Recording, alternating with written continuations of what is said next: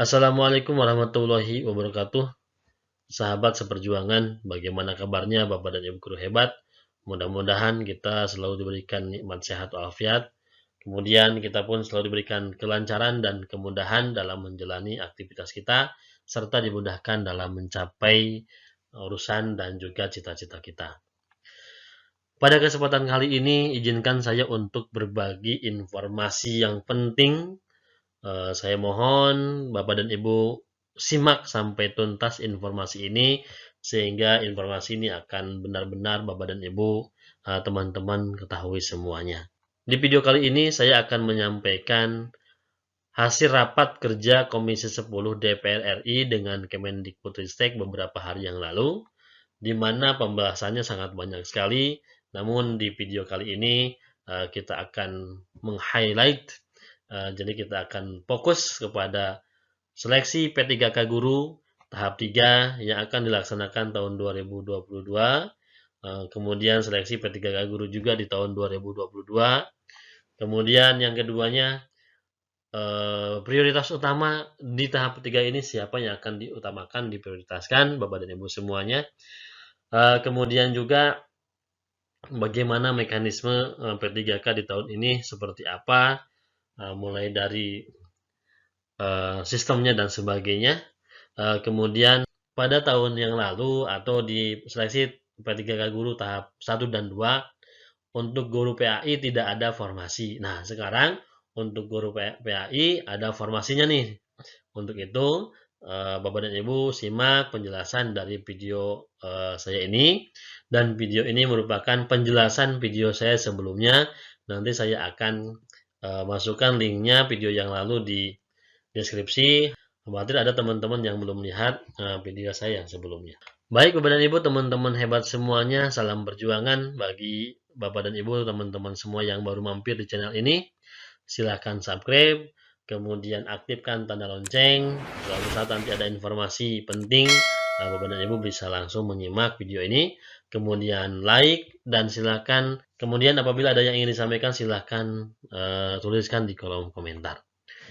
Baik Bapak dan Ibu semuanya, kita akan langsung menyimak rapat kerja antar Komisi 10 DPR RI dengan Kemendikbudristek. Tapi kita doakan mudah-mudahan perjuangan dari DPR RI, Komisi 10 khususnya yang dipimpin oleh Pak Ketua Komisi, yaitu Pak Saiful Huda, kemudian di Kemendikbudristek yang dipimpin oleh Mas Menteri, dan juga Menpan RB, perjuangan para anggota DPR RI dan pemerintah untuk kita semuanya diberikan jalan yang lancar, dipermudah, sehingga apa yang dicita-citakan oleh kita dan oleh pemerintah bisa terwujud di tahun ini, yaitu terkait dengan seleksi P3K Guru. Agenda raker pada hari ini, yang pertama, perkembangan dan evaluasi pelaksanaan seleksi P3K. Yang kedua, evaluasi pelaksanaan asesmen nasional. Ini terkait dengan Merdeka Belajar episode yang pertama, dan kita ingin mendengarkan secara seksama hasil asesmen nasional yang semoga ini bisa menjadi alat ukur baru kita dalam dunia pendidikan kita, yang semakin bisa melihat lebih detail perkembangan situasi dan kondisi seluruh pelaksanaan pendidikan kita. Yang ketiga, terkait dengan penjelasan kebijakan Merdeka Belajar episode, mohon maaf ini Mas Menteri, saya mencatat di sini, sorry saya yang lupa ini, 14 sampai 17, mohon maaf. 14 sampai 17 episode, jadi yang tidak perlu dijelaskan episode yang ke-18. Agenda yang keempat menyangkut soal penyerahan laporan panja Merdeka Belajar Kampus Merdeka Komisi 10. Ini bagian dari pengawasan kami terkait dengan Merdeka Belajar dan Kampus Merdeka. Apakah disetujui Bapak Ibu? Terima kasih. Bapak Ibu sekalian yang kami hormati, sebelum kami serahkan sepenuhnya nanti kepada Mas Menteri beserta seluruh jajaran, kami ingin meng-highlight beberapa hal dari isu terkait dengan 4 hal yang akan jadi bahasan pada kesempatan sore hari ini. Yang pertama terutama terkait dengan perkembangan dan evaluasi pelaksanaan seleksi guru P3K. Ini masih menjadi concern kami, Mas Menteri, bahkan terakhir kami membentuk panja terkait dengan ini karena hasil seleksi guru P3K baik tahun 2021 maupun perkembangan nanti pada seleksi tahun 2022, kami melihat masih banyak hal yang perlu dilaksanakan, baik yang sifatnya perbaikan maupun yang sifatnya membangun kolaborasi efektif dengan Pemda dan termasuk dengan pemerintah pusat. Banyak masukan yang telah kami dapatkan dari pemerintah daerah. Mereka menginginkan skema dari Kemenkeu-nya tidak DAU tapi DAK supaya jelas langsung peruntukannya, karena kalau DAU masih dianggap walaupun sudah diirmak, tapi akhirnya mereka masih belum merasa yakin kalau itu sepenuhnya digunakan untuk memberikan biaya kepada pembiayaan kepada P3K. Itulah yang mungkin hari ini masih banyak kita dapati Pemda yang belum menuntaskan pengajuan SK-nya pada tahap seleksi 1 dan tahap 2. Yang kedua juga menyangkut soal koordinasi di level pemerintah pusat. Kiranya memang harus satu suara antara Kemenkeu dengan Kemendagri. Yang kami rasakan betul di lapangan, seringkali opini yang didapat oleh pemerintah daerah yang dirasa belum satu nafas ini lalu menjadikan mereka masih gamang sampai hari ini. Dan itu terlihat betul dalam seleksi untuk pemenuhan kuota yang kedua, yang 2022, baru 17% terisi. Itu artinya memang pada konteks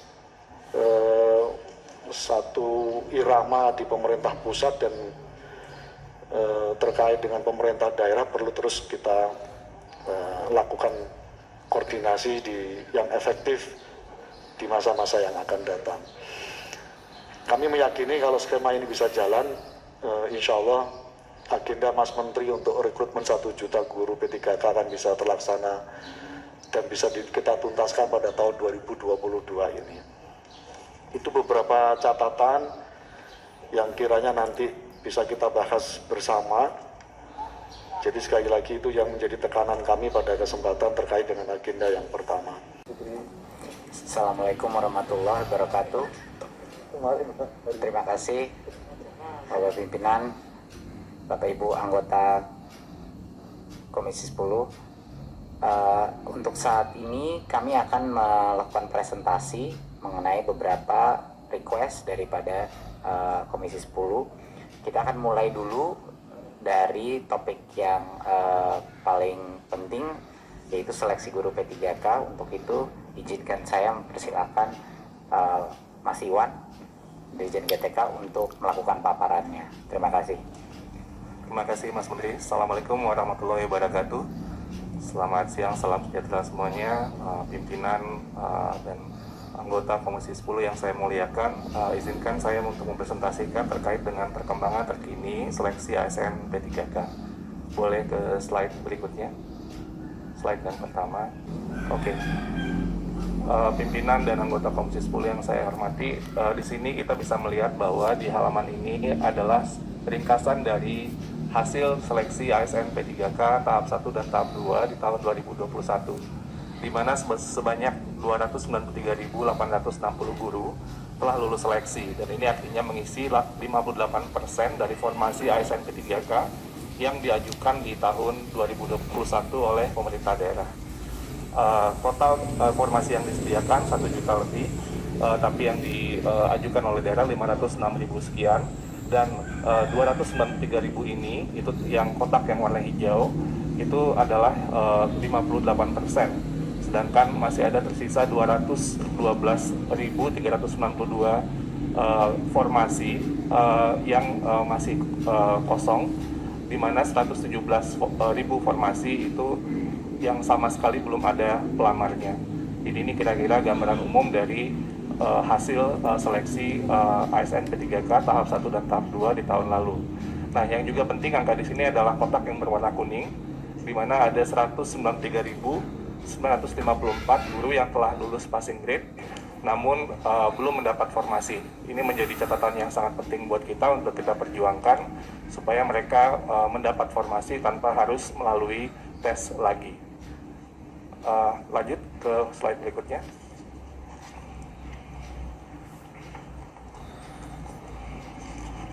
Oke, di sini sebenarnya dalam beberapa slide yang akan saya sampaikan di sini, perkembangan hasil pemberian nomor induk P3K pada guru-guru yang telah lulus tahap 1, tahap 2, memang mayoritas daerah masih belum menyelesaikan tahap 1 dan tahap 2. Tapi ada beberapa daerah, di sini mungkin bisa dilihat perinciannya per daerah, per kabupaten kota, ada yang telah menyelesaikan tahap 1, tahap 2, ada yang menyelesaikan tahap 1 saja, ada yang masih belum dua-duanya. Kira-kira mungkin nanti Bapak Ibu bisa melihat rinciannya secara terpisah. Namun saya boleh loncat ke slide nomor 15, yaitu rekap dari semuanya. Nomor 15, ini kira-kira rekap dari hasil yang Pemda yang telah menyelesaikan nomor induk P3K sejauh ini. Angkanya ini per data 23 Maret 2022. Kemarin kami juga rapat RDP untuk Panja GTK 2002 ASN P3K untuk 2022, di mana BKN telah memberikan update sekitar 40%-an sekarang yang sudah mendapatkan nomor induk P3K ini. Namun breakdown-nya bisa kita lihat bahwa provinsi yang paling cepat itu mungkin 5 teratas itu adalah Aceh, Kaltara, Kalteng, Kalsel, dan Bali. Sementara yang di bawah masih ada banyak mungkin di Sumsel, Sulsel, NTT, Papua, dan Papua Barat yang masih dalam proses untuk menyelesaikan nomor induk P3K ini. Boleh lanjut? Untuk pengajuan formasi tahun 2022, perkembangan pada saat ini sesuai dengan data dari PAN-RB, sekitar 17,3% formasi yang telah diajukan oleh pemerintah daerah, atau sebesar 131.239 dari total kebutuhan 2022 sebesar 758.018 formasi. Formasi 758.000 sekian itu kita hitung sudah termasuk guru agama, guru seni budaya termasuk muatan lokal, bahasa daerah dan kesenian, guru PJOK, dan guru kelas TK, di mana masih jumlah yang diajukan masih lebih kecil daripada total perhitungan kebutuhan atau formasi yang disediakan oleh pemerintah pusat. Secara umum kita juga bisa melihat bahwa ada 191 Pemda yang masih belum mengusulkan formasi sama sekali untuk tahun 2022. Silakan dilanjutkan slide-nya. Ini daftar Pemdanya yang mungkin nanti bisa didalami atau dicermati. Kita lanjut saja ke slide nomor 21. Baik, di sini kami juga ingin menyampaikan bahwa terkait tentang anggaran yang tentunya menjadi salah satu isu yang tadi Pak Ketua tadi sudah juga meng-highlight bahwa pemerintah daerah sering ragu bahwa ada anggarannya. Di sini kita menyampaikan bahwa surat edaran dari Dirjen Perimbangan Keuangan nomor S98/PK/2021 tanggal 25 Juni telah memberikan rincian tentang perhitungan gaji dan perhitungan formasi untuk masing-masing pemerintah daerah, provinsi, kabupaten, kota, beserta alokasi yang ditransfer ke daerah. Ini dikirimkan kepada seluruh gubernur, bupati, dan wali kota. Di dalam surat ini juga disampaikan bahwa pemerintah daerah diminta untuk segera melaksanakan pengangkatan P3K sesuai dengan formasi yang ditetapkan oleh Kemenpan RB, serta merealisasikan pemberian gaji dan tunjangan P3K sesuai ketentuan yang berlaku. Dan juga disampaikan bahwa alokasi P3K sebagaimana tercantum pada lampiran yang rinciannya ada contohnya yang di atas, penentuan penggunaannya ditentukan secara spesifik atau bersifat earmark dan tidak dapat digunakan untuk belanja lain. Untuk tahun 2022, Kementerian Keuangan melalui surat edaran Dirjen Perimbangan Keuangan nomor S/204/PK/2021 pada tanggal 13 September juga telah memberitahukan kepada seluruh gubernur, bupati, dan wali kota tentang perhitungan anggaran P3K guru dalam dana alokasi umum tahun 2022. Di mana yang juga salah satu highlight dalam surat edaran ini adalah perhitungan yang dilakukan itu sebesar 14 bulan gaji termasuk tunjangan hari raya dan gaji ke-13. Untuk yang telah lulus di tahun 2021. Sementara untuk tahun 2022 diperhitungkan sebesar 3 bulan gaji dengan asumsi guru yang ikut seleksi akan melalui proses dan selesai pemberkasannya dan bisa diangkat per Oktober tahun ini. Juga ditegaskan bahwa alokasi dana yang telah diperhitungkan dalam DAU 2021 dan DAU 2022 untuk P3K guru merupakan dana yang penggunaannya adalah secara spesifik atau bersifat earmark, tidak dapat digunakan untuk belanja lain. Terkait tadi pertanyaan Pak Ketua DAK Fisik dan DAU, pada kemarin Kemenkeu sudah menjelaskan juga bahwa kalau DAK Fisik itu penggunaannya lebih spesifik, sementara untuk belanja rutin seperti belanja pegawai itu mekanismenya memang harus dengan DAU. Itu jawaban dari Kemenkeu terkait pertanyaan Pak Ketua kemarin. Saya lanjut saja mungkin ke halaman 24. Ini terkait koordinasi.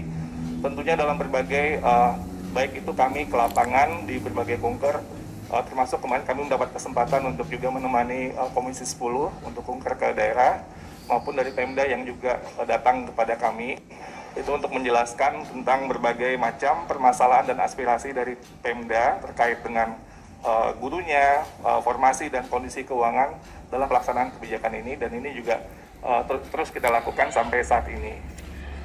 Selanjutnya di halaman berikutnya, koordinasi dengan kementerian lain itu terus kita lakukan, termasuk untuk tahun 2022 ini, di mana kami di Panselnas itu bersama-sama dengan Kemenpan RB sebagai pembuat kebijakan umumnya, dengan BKN dan juga dengan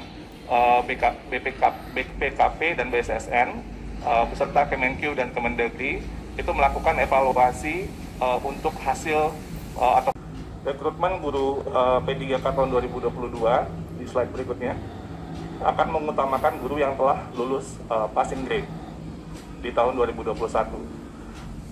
Di mana di sini akan ada peraturan Menteri Pan RB yang akan disempurnakan dengan menggabungkan sisa formasi 2021 dengan formasi baru 2022. Jadi ini akan kita gabungkan sehingga formasinya akan jadi lebih besar. Tentunya selain itu adalah peningkatan jumlah formasi ini kita mempertimbangkan penetapan formasi dilakukan oleh pemerintah pusat, sehingga penghitungan dan penetapan yang langsung dilakukan dari pemerintah pusat akan bisa membuat proses lebih efisien dan efektif lagi. Kira-kira total yang formasi yang tersedia sebesar 970.410 formasi. Dan juga yang menjadi catatan adalah untuk mencegah terjadinya pergeseran guru-guru di sekolah induk, dan spiritnya adalah untuk mempercepat penuntasan pemenuhan 1 juta guru P3K. Saya rasa demikian yang bisa saya berikan untuk progres ASN P3K. Saya kembalikan lagi kepada Mas Menteri. Assalamualaikum warahmatullahi wabarakatuh. Terima kasih Mas Iwan. Jadi mungkin untuk menekankan saja perubahan terpenting yang sedang diperjuangkan dan insya Allah akan terjadi adalah satu, untuk memprioritaskan semua yang lulus passing grade dulu dalam posisi mereka masing-masing, meminimalisir perpindahan antara sekolah, dan yang kedua adalah untuk bisa pemerintah pusat bisa mengajukan formasi yang akan menghilangkan semua permasalahan yang ada dihadapi sekarang ya. Tapi secara regulasi tadi peraturan sudah dengan pagu di setiap DAU harusnya sudah jelas, tetapi kami mengantisipasi agar tidak kita mengalami isu-isu seperti ini lagi. Kita kita sederhanakan saja prosesnya. Dan ini yang sedang kami lakukan bersama dengan Pan RB gitu. Jadi harapannya ke depannya guru-guru mutasinya diminimalisir, guru-guru yang lulus passing grade mendapat prioritas, mereka nggak ketinggalan padahal mereka sudah passing grade, dan isu dengan formasi di daerah itu bisa didukung dari pusat pemilihan atau penentuan formasinya. Jadi ini akan punya dampak yang sangat besar. Jadi mohon doa restu nih dari Komisi 10 bahwa ini bisa terjadi dan sukses, sehingga ini akan kedepannya menyelesaikan target kita dengan cara yang jauh lebih cepat.